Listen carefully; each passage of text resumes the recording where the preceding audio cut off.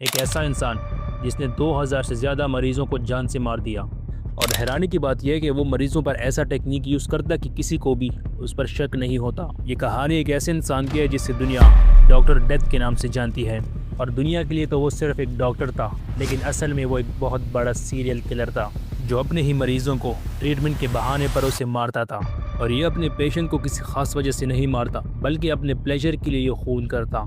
तो आइए इस कहानी को समझने की कोशिश करते हैं। डॉक्टर हरनोल्ड शिपमेंट इंग्लैंड के हाइड नामी टाउन में उनका एक क्लिनिक था, और उस टाउन की आबादी तकरीबन 30,000 थी, जिसमें से 3,000 डॉक्टर हरनोल्ड के पेशेंट्स थे। और हैरानी की बात यह है कि डॉक्टर हेरोल्ड शिपमेंट ज़्यादातर उन पेशेंट्स को टारगेट करता जिसकी उम्र 70 प्लस होती। वो अपने पेशेंट्स को ज़्यादा टाइम देता, उनके साथ लंबी देर तक बातें करता, और इसकी वजह से मरीज़ का ट्रस्ट और बढ़ जाता।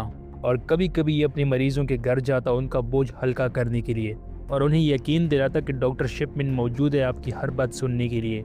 अब इनमें से ज़्यादातर पेशेंट्स ने अपने घर की चाबी उसे दे रखी थी, वो जब चाहे अंदर आ सकता था।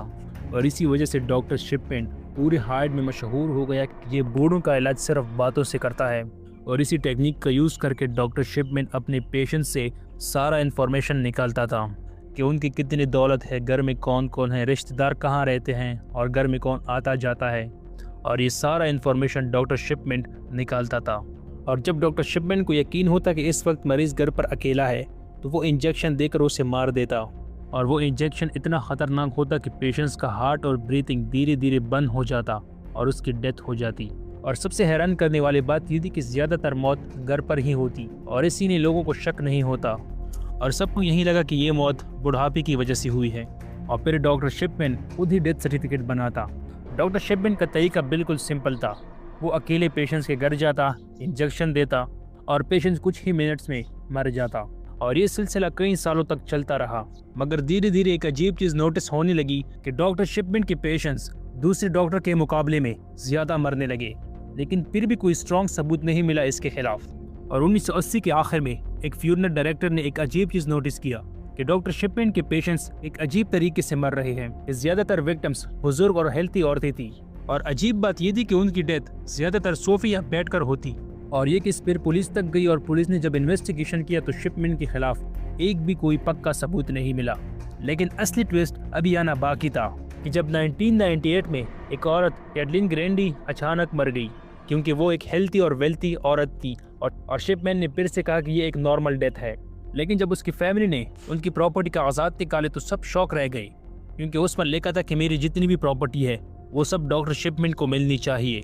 और इसकी फैमिली को तुरंत शक हो गया, और जब पुलिस ने इन्वेस्टिगेशन की तो पता चला कि ये प्रॉपर्टी पेपर बिल्कुल फेक थे। और जब पुलिस ने बॉडी का पोस्टमार्टम करवाया तो पता चला कि डेरमोफिन इंजेक्शन का असरात बहुत ज़्यादा था। और यहाँ से पूरा गेम ही चेंज हो गया, और सबको यही लगा कि डॉक्टर शिपमेंट ने इसको मारा है। और फिर पुलिस ने डॉक्टर शिपमेंट का पुराना रिकॉर्ड चेक किया तो उसमें एक बात सामने आई कि डॉक्टर शिपमेंट ने 200 से ज़्यादा मरीजों को ये मॉर्फिन इंजेक्शन दिया था, और उसके पेशेंट्स हंड्रेड्स की तादाद में नामालूम मौत की वजह से मर चुके थे।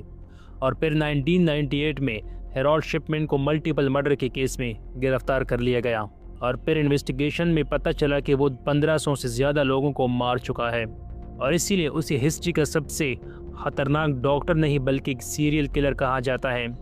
और फिर फाइनल 2004 में डॉक्टर शिपमेंट ने जेल के अंदर ही सुसाइड कर लिया। और अगर आपको ये वीडियो पसंद आया हो तो इस चैनल को ज़रूर सब्सक्राइब करें। बाकी मिलते हैं नेक्स्ट वीडियो पे।